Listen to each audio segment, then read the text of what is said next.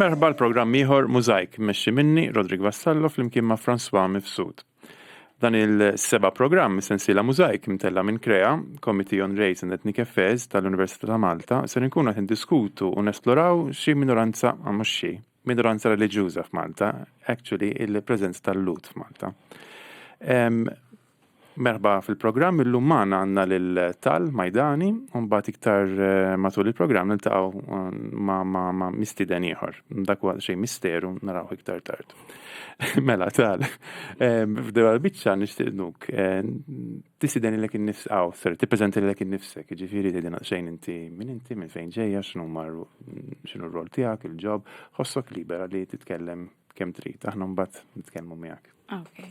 Mela, jiena tal-Maidani, bażikament jiena għallima, higher secondary, soċjoloġista wkoll, gradwajt mill-Università ta' Malta fid-degree u mbagħad fil-masters fis-sociology. Edha u bażikament għax niġi minn background mixed, tista' tgħid, għandi missieri mill-Iżrael u ludi u ommi Maltija u Nisranija.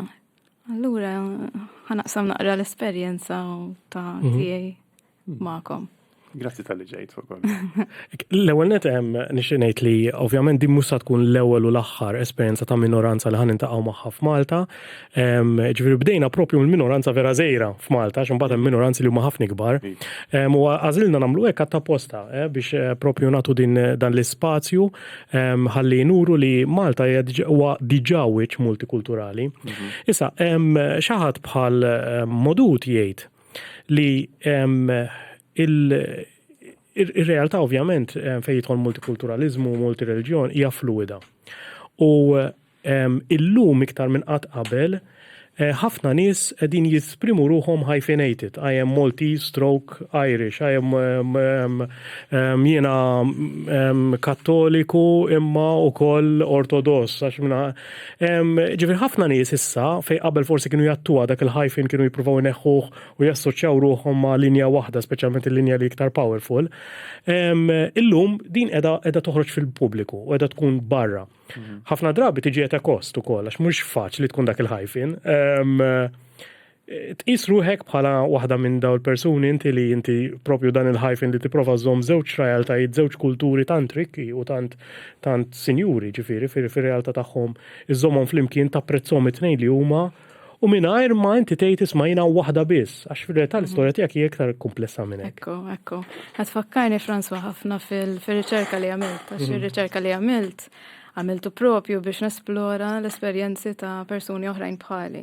U tkellimna ħafna, esplorajt ħafna cultural hybridity.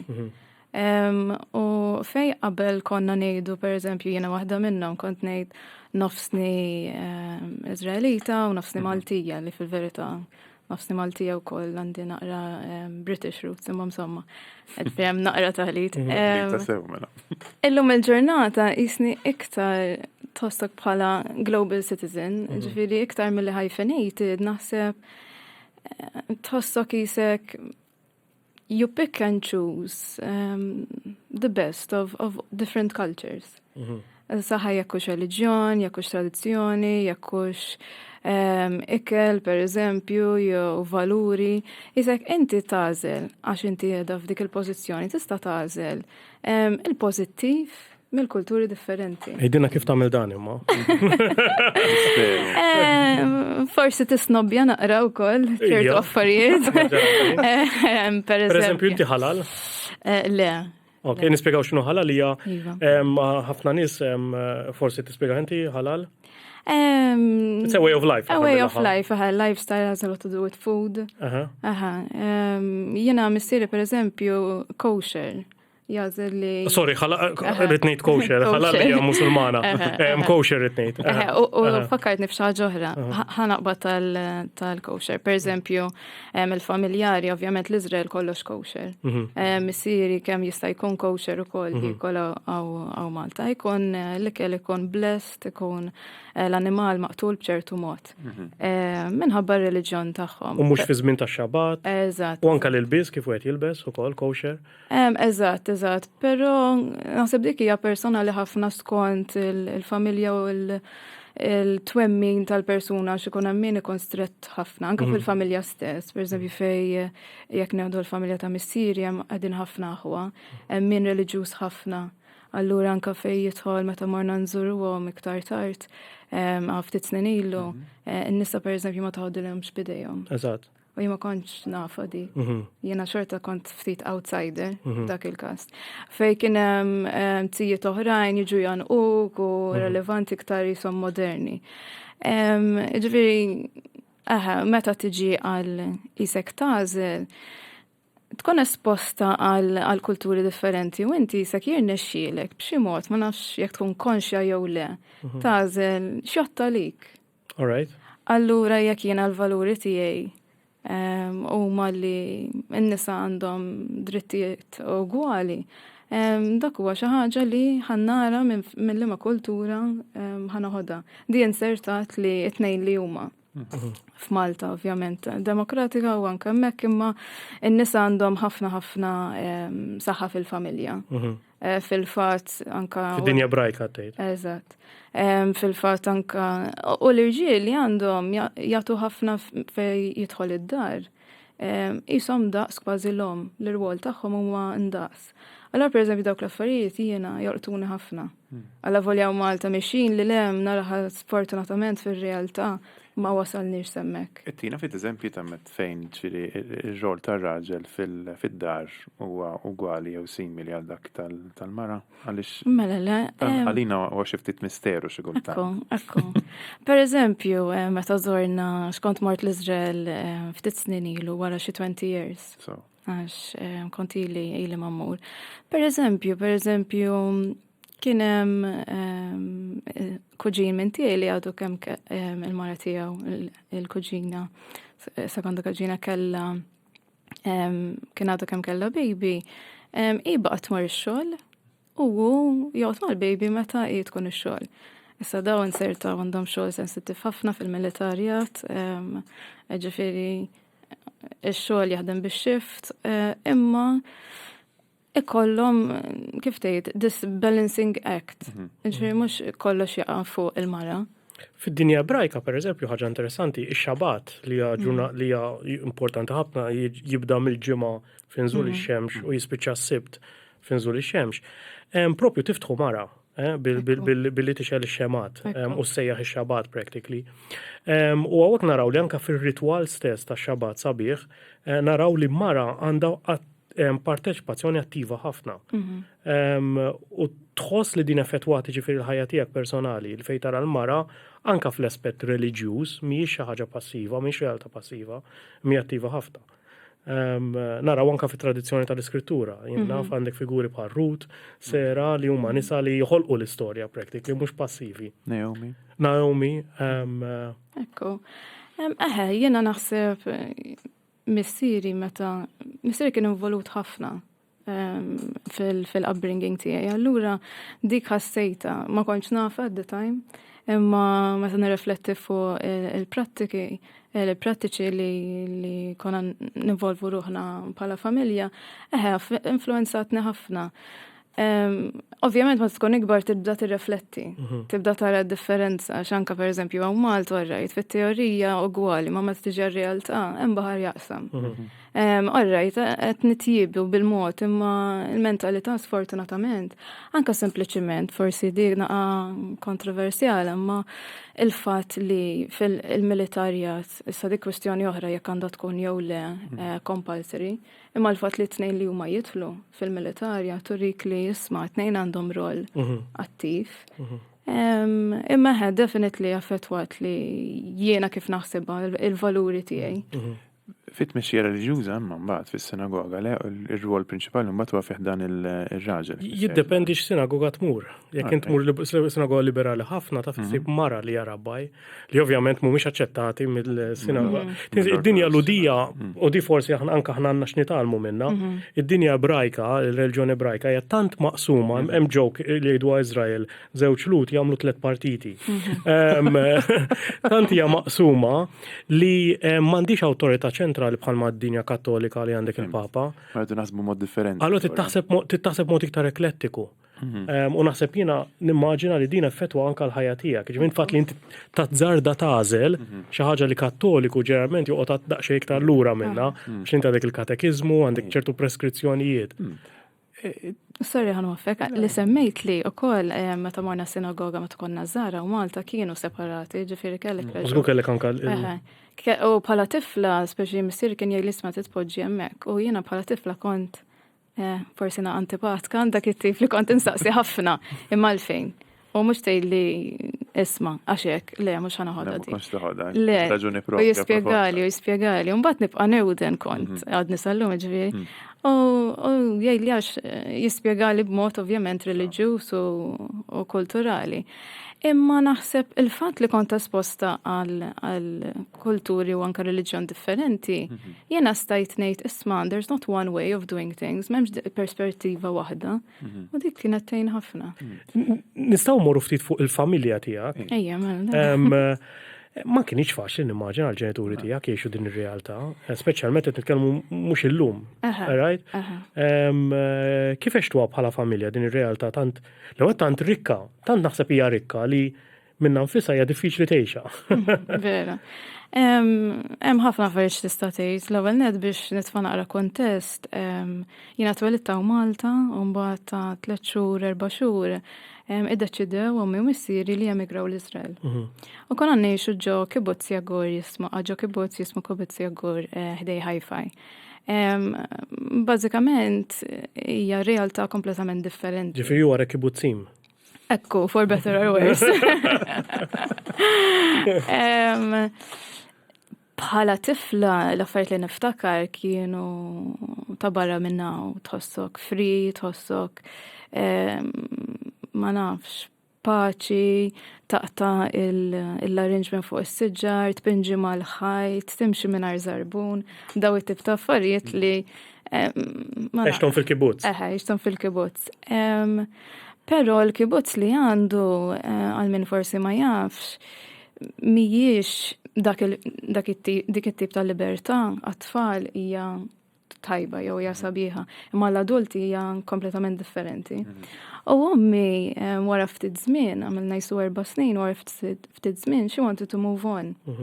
Allura rġajna ġejna u Malta. Importa qabel tispjega ftit x'inhu kibbutz. Mela vera. Kibbutz huwa l-idea ta' socialism, bażikament l-idea oriġinali, mela inti minflok għandek okkupazzjonijiet differenti li għandek flus, ammont ta' flus u wealth u social classes. It is a classless society. Ovvjament, Karl Marx huwa l-persuna li l-iktar kritika l-kapitalizmu. Il-komunità bażikament taħdem għal xuxin. Mal-inti għandek affarijiet bażiċi, per eżempju għandek flatlet jew dar żgħira u kulħadd għandu l-istess, għandek xogħol li bis-saħħa tax-xogħol inti tagħti lura l-komunità u allura għandek l-affarijiet in inverted commas b'xejn. Jekk għandek bżonn transport jew childcare, l-affarijiet huma available hemmhekk. Fil-fatt jiena ta' 4 xhur kont f'dan il-childcare. U taħdem jew fil-farm, jew fil-kċina, l-affarijiet li hemm bżonn. Xi xogħlijiet huma mqasmin allura.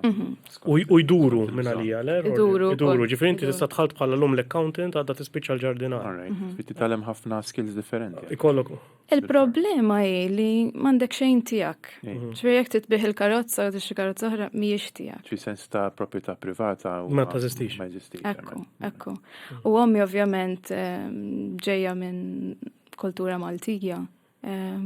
It was an experience imma mbagħad xtaqet li nerġgħu nemigraw Malta. U mxejna Malta. Għal-missieri kienet ftit diffiċli għal-bidu bħala affarijiet imma kulturali iktar naħseb mir-reliġjon. Ovvjament il-bot mill-familja, imma pereżempju qatt ma ninsa ommi tgħidli u anke missieri jgħidli li fil-bidu kif konna u Malta beda jisma' l-mortali. U ħaqata. Għax il-mortali għaw Malta jfissru mod u l-Izrael dak it-tip ta' ħoss jfisser mod ieħor. Allura dik il-ħaġa jisek sakemm toqgħod. L-ewwel konna ngħixu pjuttost ħajja lodija fis-sens ta' bħala tfal żgħar konna mmorru sinagoga ma' missieri, ma' Jewish community jew Malta. Ġifieri il-kibutz tagħkom kien kibutz reliġjuż għax hemm kibutz ma jippratikaw l-ebda reliġjon, ġifieri intom kontu kienu jippratikaw reliġjon fih. Iva. Mbagħad meta ġejna Malta, kellna pereżempju simboli reliġjużi, pereżempju tal-malbilb. Il-mażowa. Di bażikament ikun hemm scroll ġo fiha tirrepreżenta l-Bibja u pereżempju missier kien jerfani biex imbusa affarijiet żgħar jew inkella affarijiet li niftakar pereżempju iż-żarbun dejjem ngħidha, iż-żarbun ma jkunx rasu l-isfel. Għax tkun qed toffendi lill-Alla. Għadna sal-lum naqbad li l-nifsi ndawar iż-żarbun. Daw it-tip ta' affarijiet żgħar li kienu jaffettwawna. Ġifier qiegħ ma jħares il fuq. Eżatt, qiegħ ma jħares l-art. U f'Malta, se ngħidu f'Malta, kuntest kattoliku, kuntest ġifieri, kif irnexxielek iżomm inti u missierek anyway, speċjalment missierek, iżomm it-tradizzjoni l-fidi tiegħu ħajja u Malta, x'kien jagħmel biex jagħmel dan?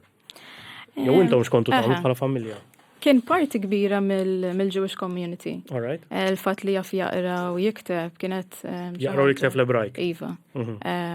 Allura kienu jistidnu ħafna jaqra u fis-sinagoga. Kienu kollna wkoll pereżempju attività bħal karnival li niċċelebraw magħhom. Li ma konniex nagħmlu x-xabat ma konniex nagħmluha għax kienet tkun diffiċli minħabba l-ħajja li kellna dak iż-żmien. Xi ħaġa oħra li rrid insemmi forsi ftit off topic, dak iż-żmien kif ġejna Malta bdejna niskopru li hija Xon li kien twieled l-Iżrael kellu għandu l-awtiżmu. Allura kien ħafna komplikazzjonijiet dan iż-żmien qed ngħidu fil-early 1990s fejn l-awtiżmu ma kienu l-ebda awareness, ħadd ma kien fil-fatt kellna nsifru to be diagnosed. Imma kien hemm isu daw l-aspetti differenti ta' identitajiet fejn bdejna esplorawhom bħala familja u ġieli l-identità reliġjuża it took a backseat. Inti għallima l-lum il-ġurnata u ġifieri ovvjament dak li jina nemmel li tallem ma tallimx biss il-kurrikulum, tallem l-istorja ta' ħajtek ukoll u taqsama ma' ħadd ieħor practically b'xi mod jew ieħor, ġiel indirettament u ġiel indirettament. Intqajt ma' nies oħrajn li kellhom l-istess jew vjaġġ simili li kellek inti u kif f'dan il-vjaġġ intqajtu ma' xulxin din id-diversità li inti ġejja minnu mhijiex taqsek rari li tkun ġej minn kuntest ta' diversità, speċjalment illum il-ġurnata qiegħda tikber iktar. U f'dan il-vjaġġ mill-laqgħa tiegħek ma' nies oħrajn bħalek. X'ġara x'kien hemm kif entu l-xulxin? Jiena nqażżiżhom l-istudenti għax jiena kollox political nara, fis-sens mhux politika ta' Malta ta' everything is sociological għalija. Minħabba ovvjament il-background personality u anka l-akkademja. Ġifieri anka biex tkompli żejjena jiena nagħllem systems of knowledge. Is-suġġett li l-istudenti jħobbu ħafna. Moċċinikum u sociology, allura dawk huma nkun fl-element tiegħi għax ovvjament ħafna fuq identità u politika. Meta ninduna li l-klassi llum il-ġurnata ħafna identitajiet differenti u vera napprezzax meta jiena kont żgħira ma kienitx. Jew forsi kienu moħbijin, jew forsi n-nies ma kienu xi jgħidu. Jiena ħabba ismi ma stajtx naħbi anke kieku xtaqt. Dik dejjem għad nisallum il-ġurnata jekk ma nixxi xi ħaġa jew nordna xi ħaġa l-isem ovvjament. It's a nice breaker. Iġifieri llum il-ġurnata fil-klassi di jew ħaġa sabiħa li għandek kulturi differenti, għandek anke reliġjonijiet differenti. Jiena nsaqsihom ħafna, jiena nkun kurjuża, bħala bniedma kurjuża, nsaqsihom fuq l-esperjenza tagħhom. Ikolli ħafna studenti li jkunu għadhom ġejjina u Malta u tinduna l-cultural shock li jħossu u forsi ma kienx l-għażla tagħhom li jiġu. Allura jisek dik tipprova dejjem tabbina ma xi tkun qed tiddiskuti fil-klassi. Fimtek. Ejnieħdu break żgħir ta' mużika. Nintroduċi lill-kantant artist Izraelita Shlomo Arzi. Shlomo tfisser xmu. Xmu. Simon. Ħanismaw song tiegħu jisimha Tetaru Lachem. Actually, l-ewwel linja tiegħu hija Tetaru Lachem Olam Yafe li tfisser Imagine a Beautiful World. Hija għanja ta' tama ħafna drabi u maħbub immensament fl-Izrael, ġi kemm il-darba nominat bħala the best Israeli singer ukoll, segwit minn miżżar u mill-kbar, ġifieri jisna qed naraw the idol, the Israeli idol hawnhekk qed nisimgħu. Nisimgħu ftit lil Shlomo Arzi. Il-mużika hija pjuttost kalma u ġentili ħafna, toġobni immens jiena.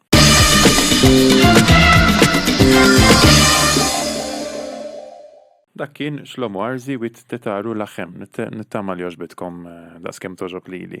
Ħanħalli issa fidejn François u ħanaqilbu kollha l-Ingliż minħabba because of our mysterious guest. Yes, our mysterious guest is Muschka, Muschka Segal, and she is with us actually on the phone. And instead of trying to introduce her myself, I would like her to introduce herself. So Muschka, first of all, I would like to thank you very much for this, for volunteering to accept my invitation. Muschka, who are you here in Malta? From your name, at least, we all think that you're not Maltese. But you have been living in Malta, I think, for quite some time now, no? Yes. So my name is Muschka Segal. I'm actually the rabbi's wife, the rabbi of the Jewish community. We relocated to Malta almost 10 years ago. Almost 10 years ago, wow. Yes. We are actually we run here the Chabad of Malta Foundation, which is an international Jewish organization which makes sure that every Jewish person around the world has the way to connect to his Judaism. So young rabbis just sent all around or go out to different countries. Now we are represented in over 100 countries around the world, and we are very glad to add Malta to the map. So obviously, Muschka, you came here not on your own, you came here with your husband. Your husband has a very important role in the Jewish community, living in Malta. And you came here with your family practically, no? Yes. Okay. So this is a very interesting interview because usually we would go immediately for the rabbi, but this time we went for the rabbi's wife. A very important figure in the Jewish community, but sometimes it's a figure that is hidden. So it is our job now to make you a little bit more present. What is your role as a rabbi's wife in your community? So first of all, to support the rabbi and be there for whatever is needed. There is the official part and there is the practical part, because in the official part I'm also a part of the Chabad of Malta Foundation, and I do my volunteering part in it and my working part in it, because I run a lot of activities, mostly for the children, for the women, and also all the hostings. I'm obviously part of it, the hosting of different events for the Shabbat, for holidays, and so on. So I give my talents, and my husband takes his part as the official part of the rabbi, and puts his part, and together we do our best in order to give our most to the Jewish community in Malta. And now I would like to enter more into the lived Jewish aspect of your life. If let's say you're meeting someone who has no idea about Judaism, and I know this is going to be a difficult question, okay? So prepare yourself. But in really short way, in a very kind of introductory way, how would you describe your faith to someone who has no idea about Judaism? Mm-hmm. How would you describe what is Judaism from your own perspective, obviously? So Judaism is a religion. It's something that you don't just say one day I'm Jewish. Either you are born to a Jewish mother, So it goes by the DNA, or you convert to Judaism, and this is, you cannot just do it anywhere. There is the official places where you can do it, because it must be according to the Jewish law. Judaism is a community life. It surrounds all your life, actually. It's giving purpose and meaning to life. So we have 613 commandments from God for the Jewish nation, which we practically, this is the Jewish law. And this covers the whole life cycle and the whole daily cycle, like the day cycle from morning till night, and from death, from being born to death, and from the beginning of the year till the end of the year. And it actually connects us to spirituality and gives us purpose and meaning, as I said before. And would you describe following these 600 and more? What is the exact number? 613. 613 commandments. Would you describe that as living a kosher life, if you follow that? So kosher, it's one of the 613 actually. Okay. Kosher, saying kosher is the Jewish laws, dietary laws. So it's regarding what we eat. We know that whatever we eat becomes part of our blood and our life. So we believe that we want, in order to live proper life, we need to watch what we're putting into our body. We have this, all the details of laws of what can be eaten. So the very basics of it, I'm sure you heard about already. So we don't mix dairy and meat in any way. So no cheeseburger. No. Cheese separately and burger separately, exactly. 2 meals. And we don't, there are certain animals and that we don't eat. The famous one is the pork, but there are many more. Mainly those that, for example, I give you is those that one of the laws is that the animals that kill other animals, we shouldn't eat. And this you can see that. So in order not to put into ourselves the characteristics of these animals into our body. This is just one small example. We don't eat insects, for example. So in the kosher food, we're going to check after the insects. We're going to sift the flour. We're going to look into the leaves, for example. I mean, there you can do a whole program about kosher food. Yeah, exactly. It's just on one food. Another way that many people would recognize that you live close to a Jewish family, especially if they are obviously practicing, or even that, what does that mean, which is very complicated, is that you would notice, obviously, that they would follow the Shabbat. And the Shabbat is a very important event, I would say, in a Jewish life, weekly life. Right. What does this Shabbat means for you? If I would, obviously, this is a big question, but in a very, let's keep in mind also that the Shabbat is introduced by a woman that lights the Shabbat candles. So you have a direct role in this event. Yes, so you did get great homework, actually. Yes. So the truth is that every week I tell my family that and my guests that I cannot think how we would live without the Shabbat. I think it's a great gift we got from God. And it's a better gift when you actually observe it and practice it, because Shabbat is actually, according to the Bible, as you know, so the seventh day, the day that God rested from the creation. And that's when he actually created the rest. And this day is a day for us to disconnect from the materialism for the daily life and just disconnect from everything, clear our minds and connect to the more spiritual life. So yes, it starts in the beginning of Shabbat, the women light the Shabbat candles, but then the men also have their role in the Shabbat. There is the Shabbat table when the men do the Kiddush, they go to synagogue. So it's like a quality family time. Imagine time, 24 hours, that your family has no phones in their hands, no computers, no TV, just you and your family and God. It's just time, quality time for everything, to reload yourself for the next week. But there's also there is a sacred component that you are maybe leaving out. it is the guest in the Shabbat. What role does the guest play? The guest has it's another one of the 613 actually. So in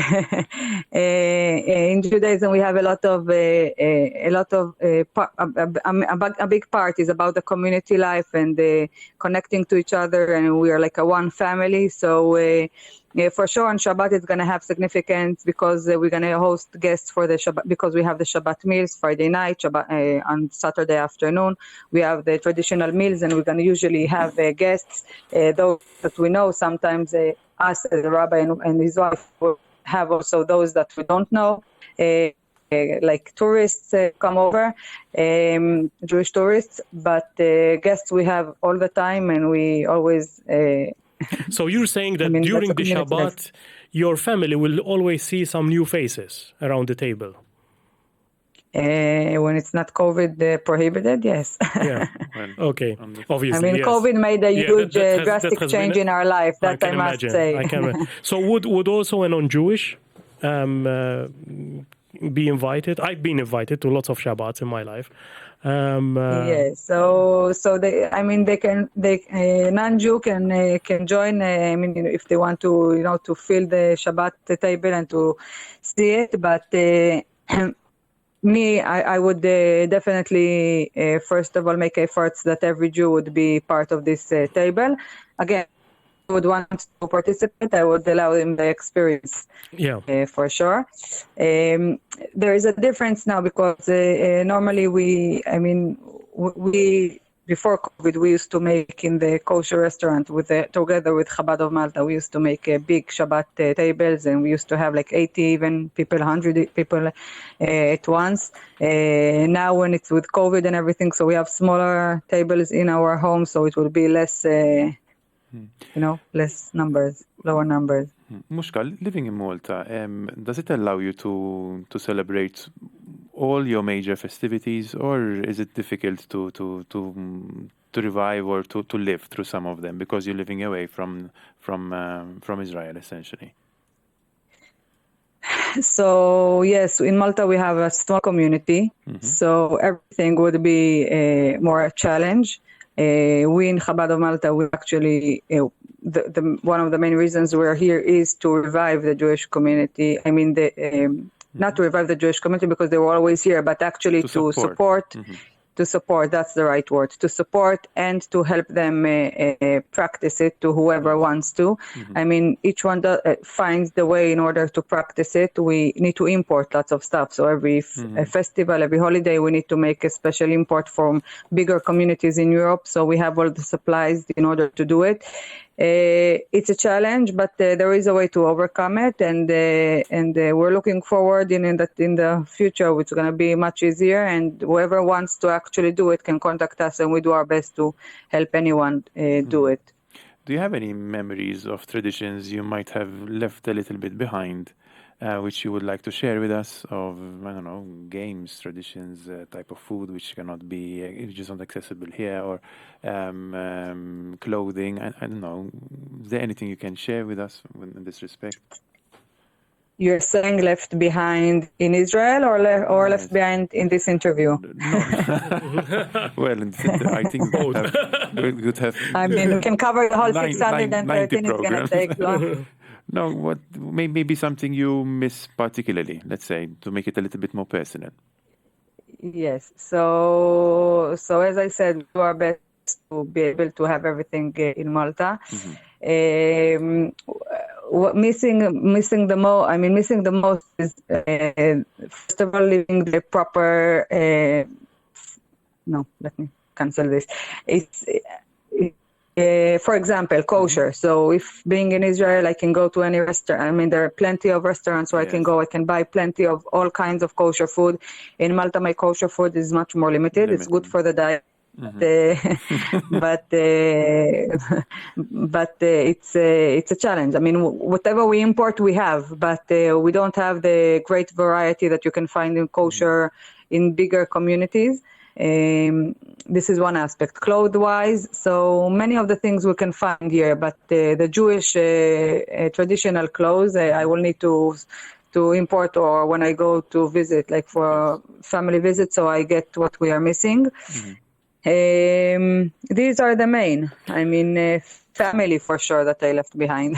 Yes, and how about the fact that the Jewish community is growing in Malta? No, it is becoming a more kind of substantial. Before, it was very few families. Who obviously they integrated very well in Malta. They came obviously in different times. And they would be Maltese, obviously. But now we're meeting a new reality of newcomers, of people who would associate themselves or feel that they belong to the Jewish community. How is that kind of? Do you see any growth? Are you seeing any change in this reality? Yes. So let me tell you, before that you're talking about.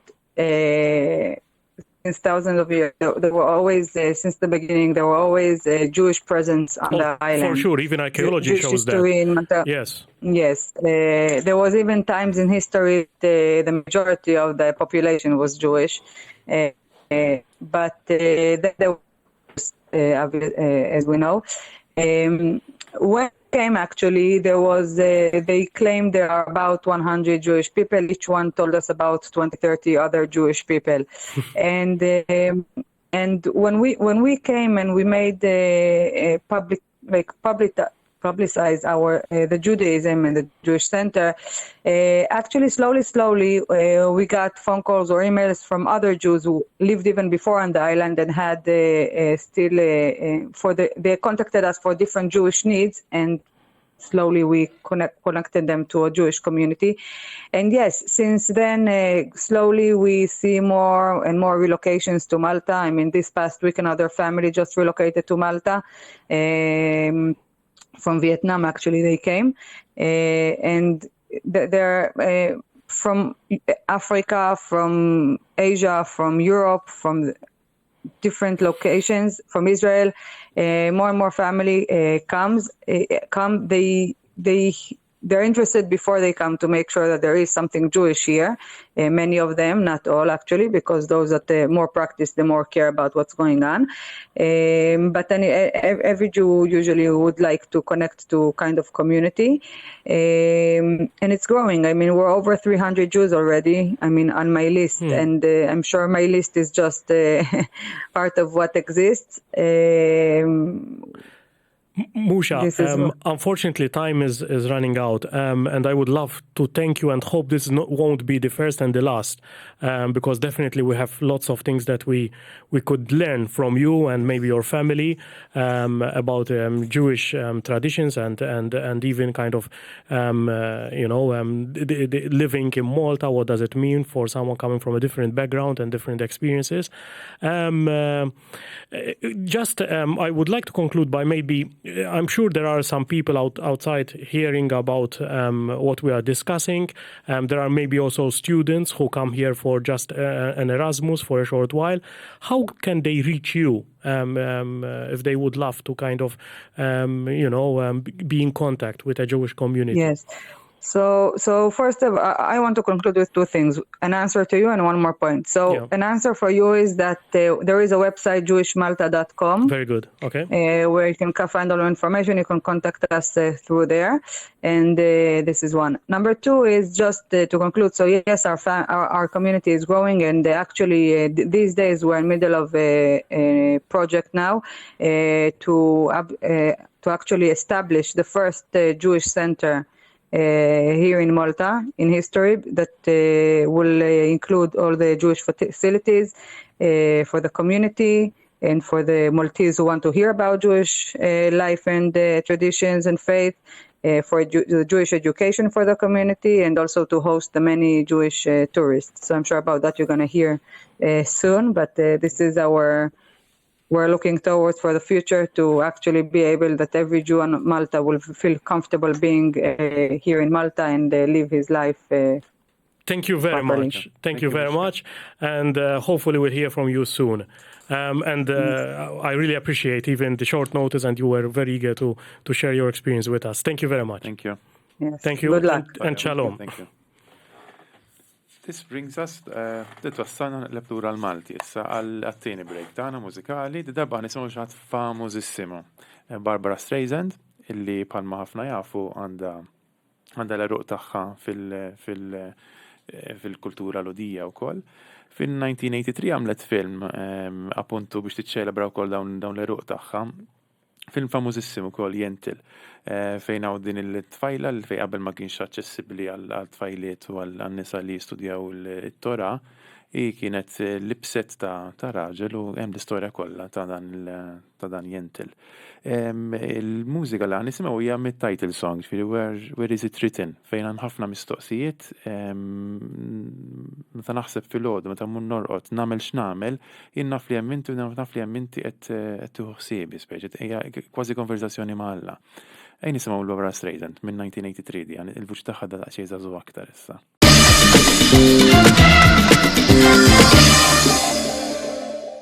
Naddu għat-tielet parti tal-programm u rġajna daqsxejn lura lejk tal. X'taħseb dak li qed ngħixu llum, ħanejdlek dal-programm u nibdew minn hemmhekk. Meta tgħidli li qed ngħixu llum fl-imma sens. Matul dan il-programm. Il-programm x'naħseb fuq il-programm.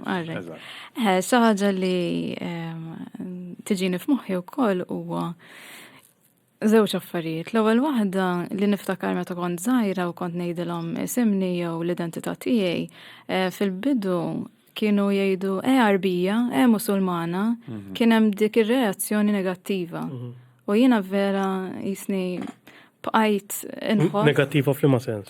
Negattiva ta' diskriminatorja ta' mela mhux kattolika bħalna praktiki, allura mhux Maltija daqshekk. Mhux biss li barranija, tħoss Islamofobja. Islamofobja. Jiena hekk kont inħoss. Għax imbagħad ħanilek għalfejn imbagħad kif tgħidilhom le mill-Iżrael jew le Jewish. X'kien jiġri? Wow, il-lallu, the sacred people. Allura l-aħwa l-kbar tagħna speċi. There was that different reaction. Allura dik vera ġelitni nkun kritika. U vera nosserva differenza bej anka minoranzi differenti. Ħaġa interessanti wkoll naħseb jiena toħroġ qawwija ħafna, forsi fid-dinja brajka iktar evidenti, imma fir-realtà teżisti f'kull reliġjon. Hija id-diversità interna. Li ġi ħafna jaħsbu li tkun kattoliku jew tkun musulman jew tkun nisrani equals ek u ek. Imma fir-realtà l-istess ktieb qed jiġi interpretat minn dinjiet differenti. U naħseb jien din qed narawha llum. Jiġifieri il-familja tiegħek, speċjalment minn naħa ta' missierek, ovvjament huma Lhud li bil-mod tagħhom isegwu anka il-tradizzjoni u anka forsi il-fidi tagħhom. Imma dak li għadna kemm smajna fl-intervista hija persuna oħra li għalludija u servi u għandha tirrelata ħanejtek ma' twemmin tagħha mod differenti forsi anka ħafna minnek. Ekku, anka fil-familja ta' missieri kif bdejna ngħidu, pereżempju jipprattikaw ix-xabat, imma in-nanniet Saftalea u Saba Ximon huma stretti meta jipprattikaw ix-xabat, ġifieri kif bdiet issemmi ma jużawx teknoloġija, ma jużawx elettriku, huwa quality time with God. Fej l-oħrajn jista' jkun xorta jużaw il-karozzi, il-kuġini iżgħar, jista' jkun xorta jużaw il-karozzi jew xorta jkun hemm xi attivitajiet. Ġifieri hemm ħafna identitajiet differenti. Xi ħaġa oħra wkoll missieri minn dejjem kien akkani tista' tgħid fuq il-martial arts. Interessanti. Allura meta kien hawn Malta, martial arts ħafna minnhom għandhom jisom kultura oħra wkoll. Tara ħafna pereżempju Aikido, Buddiżmu. Influenza nek orientali, eżatt. Orientali, eżatt. Allura kont esposta għal dawk it-tip ta' lifestyle jew idejat ukoll.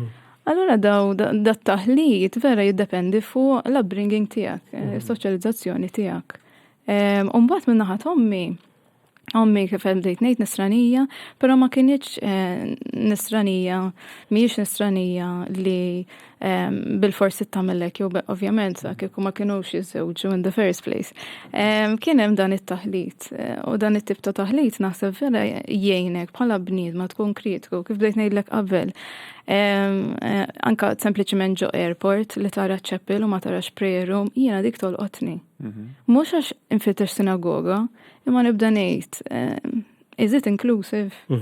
Anka jekk il-pajjiż huwa fil-Kostituzzjoni hemm miktub li nisranin, imma għalfej mhux kulħadd għandu jħossu li jista' jitlob jekk jixtieq jitlob. U ma jiġux ħanejtek majuna u ma mx faċilitajiet, per eżempju. Ekku, għax per eżempju knisja, ovvjament, ħatkun għal ċertu twemmin. U għek jidħol fija li xirid jidħol fija. Ekku. Għandu jkollu possibilità li jidħol. U jena identifika ħafna mal-kultura Maltija u mal-nisranin, għax jena mendu kont zaħira, konna spirta namlu reliġjon, it-twemmin, spirta minn dejjem kont nidentifika ma' tnejn. Però daw it-tip ta' affarijiet tkun kritiku ħafna fuq l-identitajiet u min jażel, min għandu l-poter jażel li jisma' dik available u dik le. Jew dik huwa tal-klassi dominanti u dik le. Nissogra ngħid li d-diversità l-inkontru ma' diversità tagħmlek kritika? Ija. Għaliex? U għax inti minn tkun żgħira tkun esposta għal perspettivi differenti, għal ikel differenti, għal twemmin differenti, għal kollox. U bla ma trid dak l-inkontru jġalek isaqsi għaliex. Ekku. Jien talqatni dak li fil-bidunet inti darbtejn ħsebetta illi inti għandek aċċess għal kulturi differenti, tradizzjonijiet differenti, twemmin differenti, imma bosta drabi illi tieħu dak li tħoss li għandu jgħinek iktar. U naħseb di l-inkontru ma' divers, dak li għalmek tagħmel, jiwassallek naħseb l-orizzonti tiegħek, li tirrealizza li hemm possibiltajiet oħra li jistgħu qed isejħu li anke qed b'xi mod qed jagħmlu riżonanza miegħi u allura toħroġ barra mill-kumdità li forsi tkun minna biex tipprova affarijiet oħra, tgħixhom u tara kif qed jolqtuk. Ekku, eżatt. Definitely. Per eżempju, mhux biss imbagħad għandek il-kultura dawk it-tnejn li kont esposta liha. Kollok ukoll tażel minn per eżempju kulturi oħrajn. Tal, nixtuq ħallu f'dej tal biex tala, x'taħseb Rodri? Iva. Tal hija liema, ġifieri m'għandix problema żgur biex tispjegana u tala. U tpaċ ġifieri eżatt. Tal, min qed jismana? Jien żewġ mistoqsijiet għandek nixtieq forsi. Għal dawk in-nies li għandhom background bħal tiegħek, ġej mill-realtà differenti, ġej mill-realtà nsejħu hyphenated, multi, whatever. Għal dawn in-nies, messaġġ għal dawn in-nies, forsi. U messaġġ ieħor għal dawn in-nies li mhumiex ġej minn dal-ambjent, għaliex tajjeb li jridu napprezzaw id-diversità. Mela, l-ewwel net għal-nies li huma bħali li forsi jidentifikaw mal-esperjenza tiegħi, fl-aħħar mill-aħħar own it. Celebrate it. If you need therapy, get it in any way you need Therapy, għaliex? Therapy, għax per eżempju, jiena għalija terapija tiegħi li nsifer. All right. Jiena Malta hija żgħira wisq għalija. Nħobba, ma nimmaġinanix ngħix imkien ieħor, imma irrid nitlaq. Naf xi ġifieri. Imqar. Wara ġimgħa jew weekend. Eżatt. U hekk, iċċifit. Jiġifieri ara li għandek bżonn tagħmel in order to function, imma own your identity, dik waħda. U taħsibx li hija plain sejn li kulħadd jgħaddi. U t-tieni ħaġa, għal forsi dawk li ma kinux esposti, illum il-ġurnata bl-internet kulħadd huwa espost għal kulturi differenti, ġifieri nitalmu minn xuxin. Fl-aħħar mill-aħħar mill-esperjenzi ta' xuxin nitalmu, ġifieri just be open to it. Dik naħseb. Grazzi tal-li kont magħna, grazzi tal-li qsamt dawn l-esperjenzi tiegħek personali wkoll. Għana niltaqgħu magħkom semmija tagħna il-ġimgħa d-dieħla bi programm ieħor ta' MUZAJK fejn id-darba diskutu xi ħaġa differenti. Kien programm sabiħ ma' Rodri. Ħafna ġobni minn nitta ma jkun iktar. Eżatt. Mela, għal-ġimgħa d-dieħla.